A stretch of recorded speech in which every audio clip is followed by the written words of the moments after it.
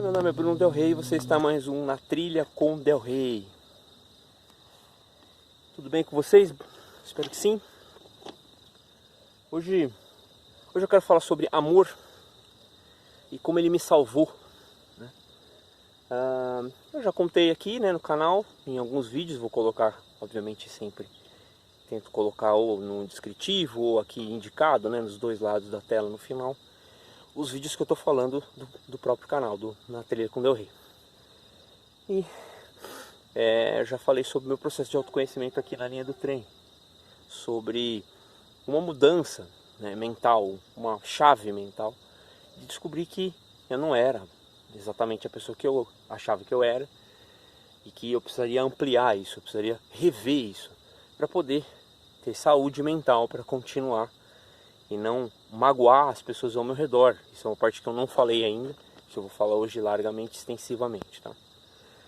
Bom, eu tive um relacionamento, né, antes de me casar com a minha esposa, de ter meus filhos, bem grande, né? Eu conheço a minha esposa há muitos anos. E a gente namorou por muito tempo, um frequentando a casa do outro, né? Ela vinha para minha casa, eu ia para a casa dela.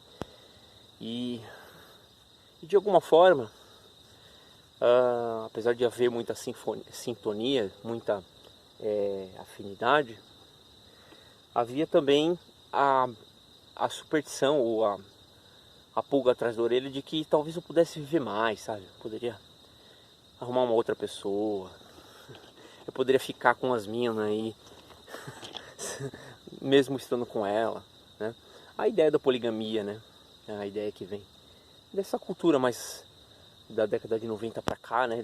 Na verdade da década de 70, né? Mas eu posso dizer que chegou a mim mais na década de 90, através da ideia de poliamor, de pessoas que namoram com mais de uma pessoa, e pessoas até ao meu redor, né? Em lugares que eu frequentei, que tinham essa prática e que funcionava pra eles e tal. E nem é um problema, assim, né? Tem gente que se adapta bem a isso, né? E tudo bem. Mas a verdade é que eu e a Vanessa sempre fomos muito tradicionalistas. E eu posso dizer que também, de alguma forma, a gente tem um pouco, que sempre teve um pouco de receio, de medo, né?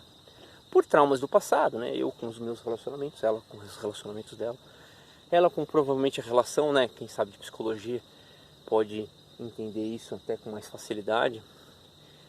A relação familiar de mãe e pai dela, a minha relação familiar de pai e mãe, né? Somos ambos filhos de pais separados, que era muito comum na época, né? Ainda é muito comum. Mas o fato é que a gente teve um relacionamento que, embora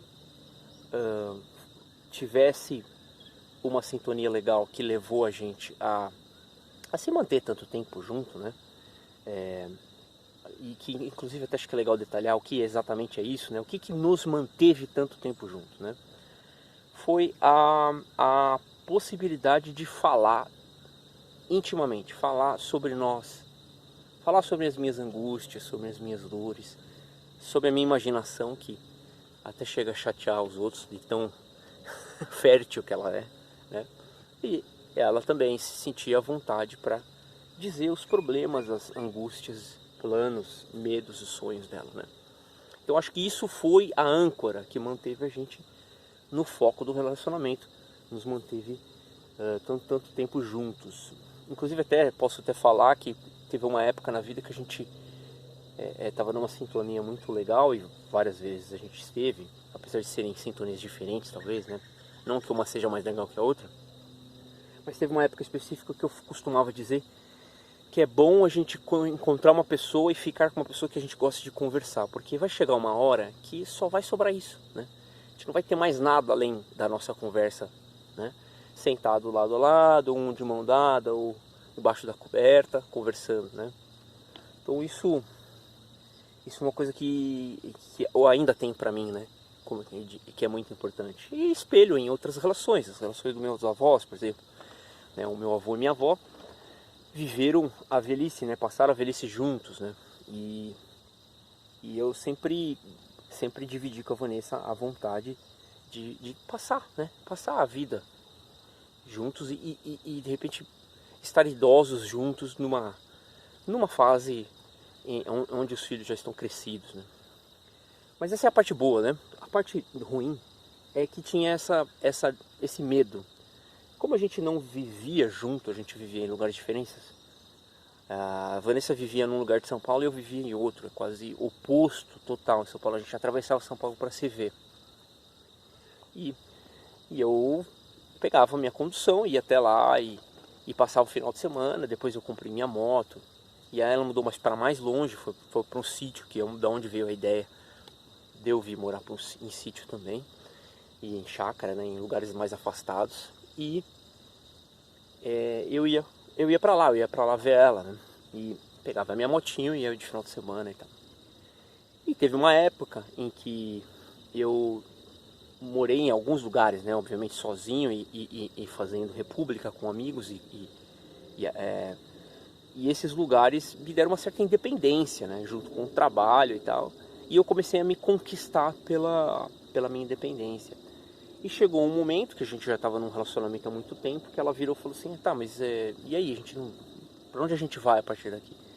E eu lembro de ter falado para ela que não tinha planos, não precisava ter planos, podia ficar do jeito que estava. Eu gostava de ficar onde eu ficava, vinha ver ela de final de semana e pronto. E isso a perturbou muito, né?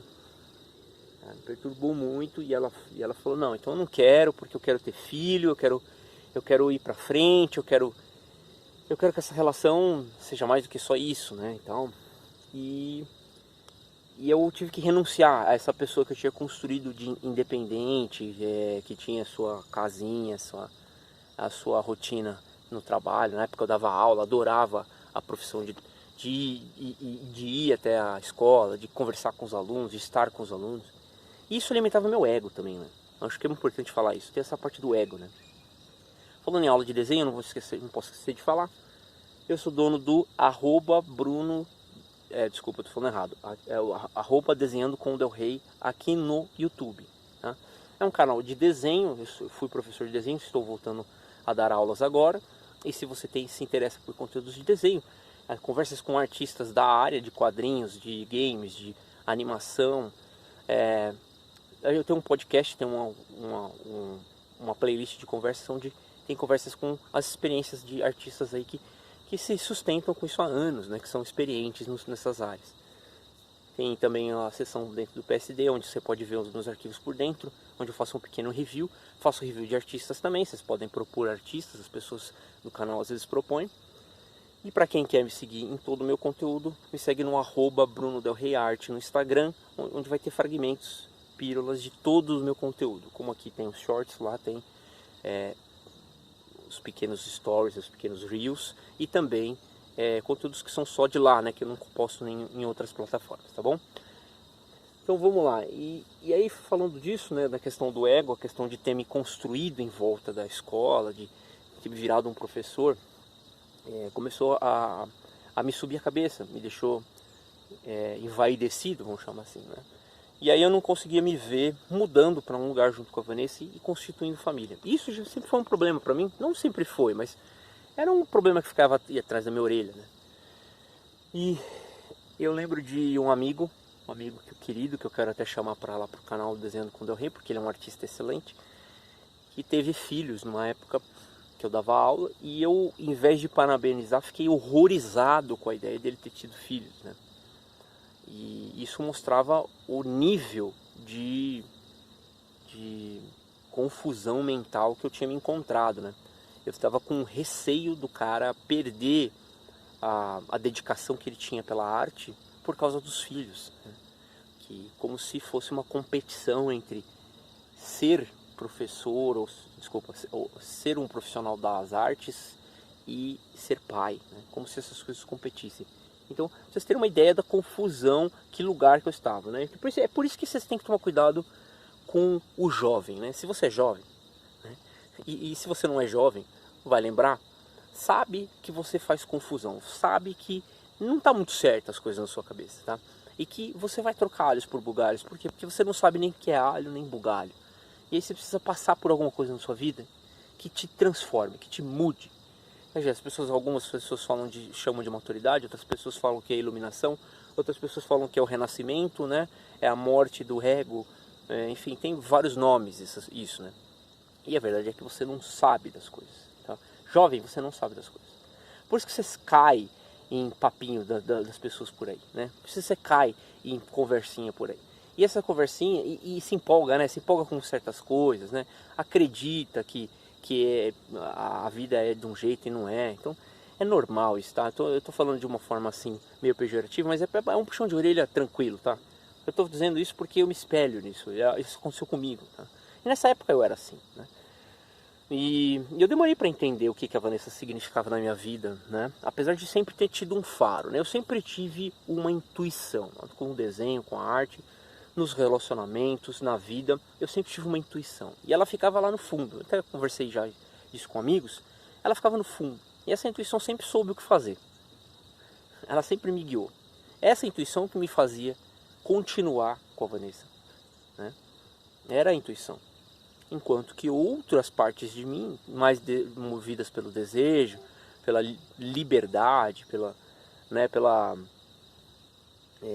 pelo sucesso profissional, né, a qualquer custo, né, acabava se confundindo e achando que não, que de repente eu ser livre seria melhor, porque daí eu não precisaria ter que dar tanta atenção para essa parte do relacionamento.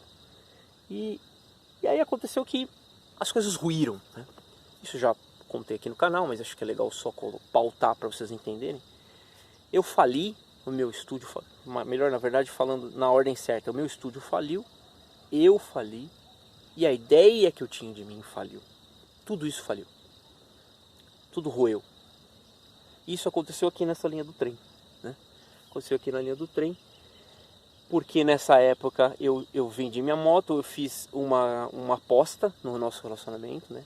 Eu resolvi ceder a Vanessa e falei, não, vamos fazer então, porque tem uma parte de mim que não consegue viver sem você, tá? A gente até tentou ficar separado um tempo, a gente tentou terminar o relacionamento, mas eu não conseguia. Tinha uma parte de mim que, embora uma parte seria intuição e que queria alguma coisa do futuro, intuía que o futuro com ela era o que eu precisava, e outra parte era medo de ficar sozinho mesmo, né? Não nego, tinha medo de ficar sozinho, né? Então essas duas coisas não me fizeram ficar tranquilo sem ela. E eu sentia uma grande falta do presente mesmo, da fala, né, de conversar com ela. Eu sempre gostei muito de conversar com ela, né? Até hoje é assim, né? Às vezes até encho o saco de tanto que eu falo. E aí eu resolvi ceder. E aí foi quando eu vim morar pra cá. E aí eu tive que abrir mão de algumas coisas. E eu comecei a não gostar, sabe? E aí, andando por essa linha do trem, eu pensei em falar pra ela, eu não quero mais. Ela já tinha mudado pra cá com todos os animais dela, que ela já tinha animais onde ela morava. Trouxe os animais, trouxe a mãe e o mimadinho aqui, o imaturo aqui, falou pra ela, eu acho que eu não quero isso. Eu acho que é melhor você voltar pra sua casa com a sua mãe. Você acha que é possível uma coisa dessa? Você acha que é cabível uma coisa como essa? E não era num momento só de ego assim simples. O meu estúdio estava falindo. E na falência eu queria me agarrar àquela pessoa que eu era. A segurança de ter a vida maleável e confortável da maneira como eu achava que era, né? E na verdade era me agarrar no abismo, né? Que eu estava caindo. E foi quando a Vanessa abriu seu coração para mim e falou, pode, fica aqui comigo, eu te ajudo, né? A situação no estúdio ficou impraticável, eu já estava devendo dinheiro e ela falou, pode deixar que eu te ajudo, né? Eu te dou, eu pago a casa um tempo, você se reestrutura. E nesse momento, já dentro de toda a falência, de toda a dor que eu vinha sentindo, foi que eu entendi que eu deveria ser outro. Eu precisava procurar em mim outra pessoa, ampliar quem eu era, né? E aí que eu fui me tornando devagarinho o marido dela, fui me tornando o pai dos meus filhos mais tarde, né? E o companheiro, né? Aquele senhorzinho que vai estar do lado dela quando a gente envelhecer junto, pra gente envelhecer junto. Então é esse o toque que eu queria dar pra vocês, como o amor me salvou, tá? Essa história eu acho muito bonita, ela me toca porque eu consigo sentir a latência desse amor até hoje, né? A gente sente esse amor um pelo outro, né? E como esse amor ele ajudou a melhorar toda a minha vida, como eu reestruturei tudo, como eu arrumei, como eu passei a ter um propósito melhor. Sempre tive propósitos, né? Propósitos na arte, de trazer trabalhos artísticos para o mundo real e tal, mas agora eu tenho um propósito muito maior, né? O propósito da minha família, o propósito no sentido de vida. Então, independente de que tipo de relacionamento você tenha, que preferência sexual você tenha, a mensagem que eu tenho aqui é: não se esconda do amor, não fuja do amor, não procure superficialidade, procure se aprofundar, dependa do outro. A dependência é boa, não é ruim, tá bom? Então essa é a mensagem. Obrigado por acompanhar. Até o próximo Na Trilha com Del Rey.